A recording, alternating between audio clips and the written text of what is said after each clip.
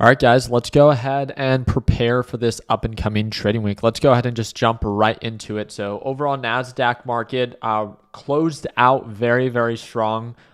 It's, I think, on a 3-week green streak, 2.5 week, 3 green or 3 trading weeks, if I'm not mistaken, from overall lows to overall highs on the NASDAQ market. We're kind of trading sideways for the past 3 trading days, if I'm not mistaken. I don't know if I was the only one that felt that. You guys can let me know down in the comments section. Market has pretty much been trading sideways. It hasn't really been making much progress. It's also not selling off, so we have to give credit where it's due. But TQQQ in the past 3.5 weeks or 3 weeks has made 41% return. So absolutely insane. The bulls are killing it. We're trading sideways, which is kind of concerning because normally we trade sideways when there's signs of a resistance. And if you even take a further step back, we are approaching a previous resistance level. So we cannot be surprised if we begin to retrace.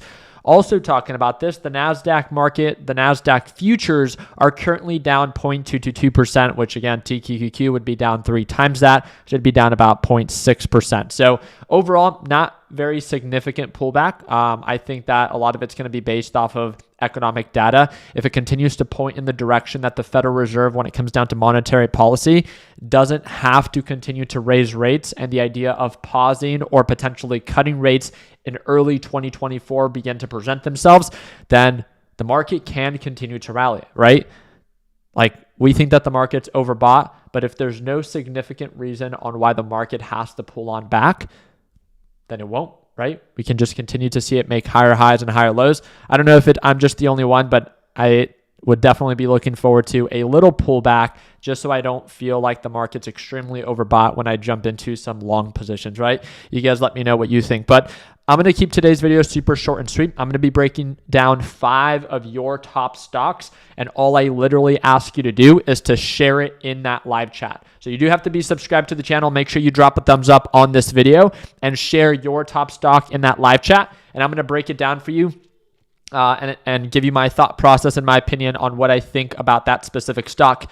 One thing that I do want to remind you is if you are trying to enter our BMW giveaway during prize week, you have less than 6 hours left to enter. Right now, every single order gets a prize from November 10th to November 19th. Today being November 19th is the final day to enter the BMW giveaway during prize week. It gets you 10x entries for the BMW M4 that ends in just a few weeks.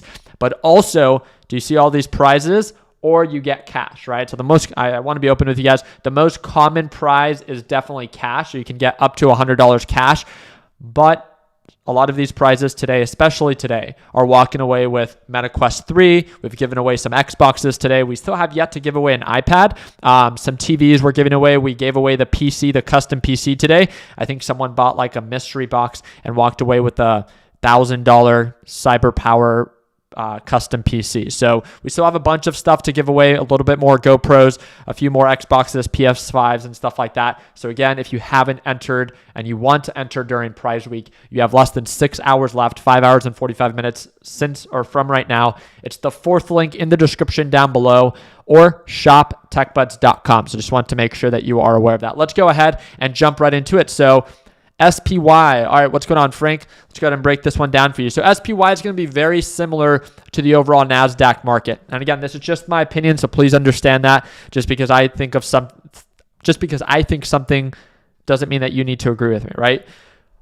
The reason that I wouldn't be against the market pulling on back is because of the level that we are testing. First off, all-time highs for the S&P 500, if I'm not mistaken, for SPY are 457, right? So if you look at this overall day chart, it's 467. So we are approaching very, very overbought levels. Can the market continue to rally? Of course. Are we going to finish off strong for 2023?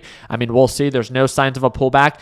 My concern is just the amount of times that we've pulled back at this level. It's not like it's coming out of nowhere or like we've never gotten rejected here, right? My job is just to make you aware of previous patterns, because previous patterns tend to repeat themselves, but they don't always have to, right? And looking at previous patterns, we've been rejected at this 450 range, right? 450, we pulled on back, and then we tried to rally back up, got rejected once again around 450, and then retraced all the way down to 400, right?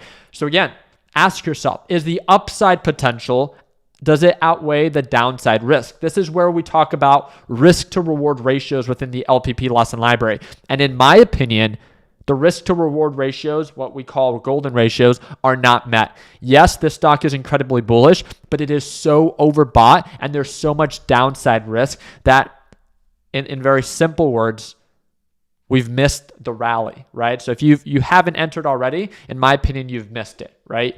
And because of that, it just means that you don't have to short the market if the market pulls on back. You don't have to do that if you don't feel comfortable, but it's understanding these levels and understanding and respecting the market enough that, okay, this move has just happened. You have to respect that you probably missed it. We are testing previous resistance levels and we cannot be surprised if we begin to pull on back. Can the market continue to make higher highs and higher lows? Yeah, of course, right? Looking at the 4-hour time frame, there's still some upside potential, but again, asking yourself that very simple question: does the upside potential outweigh the downside risk? And in my opinion, it does not, right? So this means that if I didn't want to short, which you don't have to, then it would just be waiting for a nice little pullback, making sure that, for the next setup, if it pulls on back to the moving average at 430, then at least at that point, from 430 to potentially 460 or 450, it at least offers a greater potential than it does at 450 to maybe 460. Make sense? So let's go ahead and move on to the next one. All right, let's break down TGT. I like that you're asking me to break this one down. And the reason I like that is because recently it gapped up, right? It gapped up due to good news. We saw highs of 131. Let me know in the live chat. What does this look like to you? Does this look like, well, let me show you the overall direction. Based off of recent pattern, it's been a consistent descending pattern, right? And when looking at this on the 4-hour time frame, we can see how overbought it is and how it's testing the previous resistance range, right? We've seen a lot of consolidation here. So because of that, this was a positive catalyst. We can see the volume that followed. And if it doesn't hold, does this look like more of a, hey, this is a position I want to go long on because it has a consistent bullish pattern? Or is this something that might be overhyped? It's an overreaction and can potentially retrace itself. To me, when there's big moves like this, we call them like slingshot moves, right? They gap up very quickly, but just as quickly, they gap right back down. And because of that, I would be somewhat on edge. I see it kind of as a red flag where, again, respecting that you've probably missed the really attractive rally, and now there's still money to be made, right? You can make money if it begins to pull on back, but we still have to wait for that confirmation. When looking at this on the day chart, we can see that it's still getting rejected by the moving average. Now, if this thing begins to trade above the moving average and actually begins to show signs of higher highs and higher lows, something that it has not shown signs of, then that would really change my opinion about TGT. But it's been selling off so consistently for such a long period of time since, right, early 2022. You can't be surprised, right? Just that when you decide to buy that, all of a sudden it has to move up. No, right? Its true direction based off of at least the past 2 years has been more bearish than it has been bullish. Respect that, right? That it's not personal. It's not against you. It's just, it is what it is. And that's, I wouldn't overcomplicate that. So, Hiraki, could you let us know what you think about MBLY? What's going on, Yanel? So, of course, I appreciate you asking so politely. Hopefully, I earn your thumbs up in this video. So, MBLY, let me go ahead and break this down. So, right off the bat, I can tell that I don't like this based off of the low volume that it has. Just based, I mean, we each have our own criteria, right? You don't have to agree with me. It's just my opinion. But I trade with a specific dollar amount that I can tell these candles are broken candles, that they really don't move much. You could see kind of like these spaced out candles where there's no range of movement for that given minute. Because of that, due to the dollar amount that I trade with, I just would not trade something like this. And again, just because I don't trade it doesn't mean that you can't. I'm just sharing with you why, right? A lot of consolidation. So if you like reversals, then this could potentially be it. It seems to get rejected at around $43. It tends to find a support at the lower $35. It looks more overbought than it does oversold, right? Looking at the RSI, looking at the MACD, I would be more ready to sell than I would to buy based off of previous patterns. But again, that's just my opinion. You feel free to do your own due diligence. I just wouldn't trade it, not only because of its low volume, but also based off of previous patterns. It looks more overbought and approaching a resistance than it does like a good deal and at a potential support. So, all right. Let's see it. What are your thoughts on NEGG? Here we go, NEGG. Again, another lower cap stock. And I don't know, I'm sure there's a lot of people on YouTube that probably focus on lower cap stocks. I personally don't. I like to focus on, I would say, just more conservative moves, right? I like to focus on the NASDAQ market and the S&P 500. I know I'm super boring, but it's just because of the dollar amount that I trade with, right? I have a lot of beginners that follow me, and these lower cap penny stocks are less consistent based off of history. And because, it's a high risk, high reward type of play. And again, I can see why you find this attractive. It went from 51 cents and now it's trading at $1. That's 100% return, right? A lot of these are just traps. Look at this. It's more bearish than it is bullish. So it rallies, but it always sells off. It rallies, but it always sells off. It rallies and it always sells off. So it rallied, but you have to respect when it rallied already, you missed it, right? And that's the really challenging part for beginners, is they get caught in the idea of like, no, it's going to move up higher because there's like articles or there's a lot of group chats that try to like pump these things.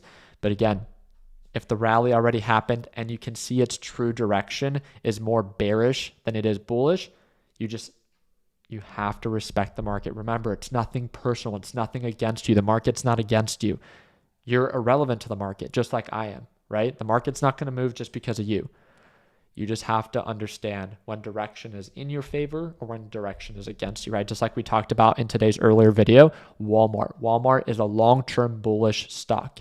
It is more bullish than it is bearish. So it's easier. It tends to be easier. Still not super easy, but it's easier to make money when direction is in your favor, right? Because your entries and your exits don't have to be so calculated.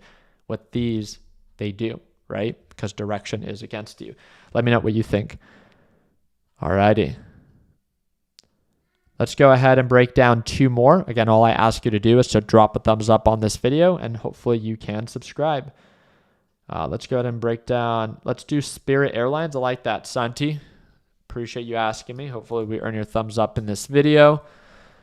All right, so Spirit Airlines, looking at this on the day chart, I don't like how bearish it is. And looking at recent patterns, okay, I can see why you're paying attention to it. It looks like it was a dip buy opportunity. Again, direction is not super favorable. It's been more bearish than it has been bullish. The way that I would view this is almost just a riskier play than American Airlines, right? American Airlines, at least to me, has been more consistent with, kind of has been trading sideways. It doesn't show too much progress on the downside.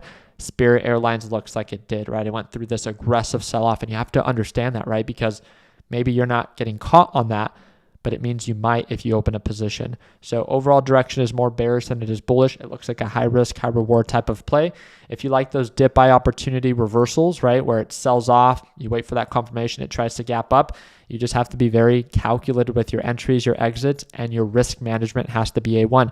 I want to be straight up with you guys. If you suck at risk management, these are not the kind of stocks that you want to trade, because it's only one bad trade away from wiping all of the money that you've made, right? And I hope you do take it personally in a way that I'm trying to look out for your future self, right? You need to know that these things come in stages. When you build enough experience and you build enough of, a track record and confidence on your own, then yeah, you can trade riskier stocks, right? Because you can tolerate it. You have the experience to back it up. But when you're just getting started, maybe it's not the best move to put yourself in that kind of environment where you're opening yourself to that kind of risk. It all comes in stages. And I really hope that you care about this enough that you look out for your future self. So let's go ahead and break down Airbnb. So Airbnb. Here we go. So looking at this on the day chart, direction is not super clear. I kind of see this all over the place. It looks like we have a buy signal on the day chart, and I would have to look a little bit more into the fundamentals because the technicals just aren't doing it for me. This thing's all over the place, right? I can't see a consistent direction. I can't see a consistent pattern. If anything, it's coming off of the highs of 155. I kind of see like lower highs and lower lows forming. I see that it recently rallied. It's already getting rejected. A potential retracement back down to 114. We'll see if it holds at 124. If it pulls on back and holds above moving average and EMA and then tries to rally, that would be a good sign. But if it pulls on back and it breaks this and then it's most likely headed to 113. So you have to just be open-minded, right?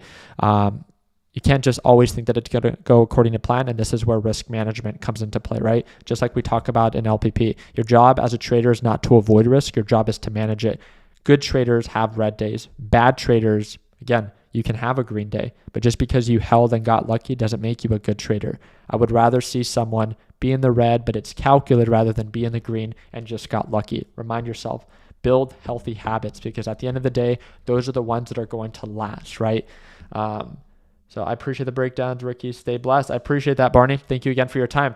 Again, I don't want to take too much of your guys' time. Overall, NASDAQ market is down 0.23%. That's in favor of SQQQ. I'm excited for tomorrow's live trading session. I'm pumped. I'm ready to go, especially after Friday's green day. I'm really excited to work with the LPP team and for all the new traders that joined us after that free live trading session.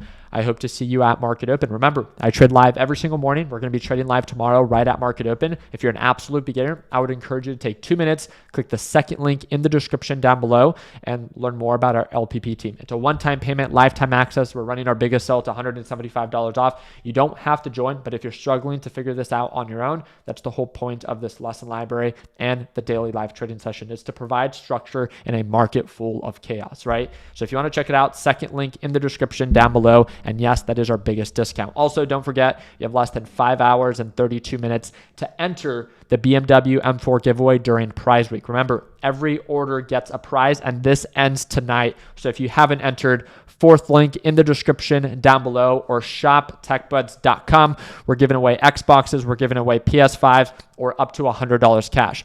I really do appreciate you guys' time. I hope that we're into thumbs up. Please consider subscribing, and like always, let's make sure that we end the year on a green note. Take care, team.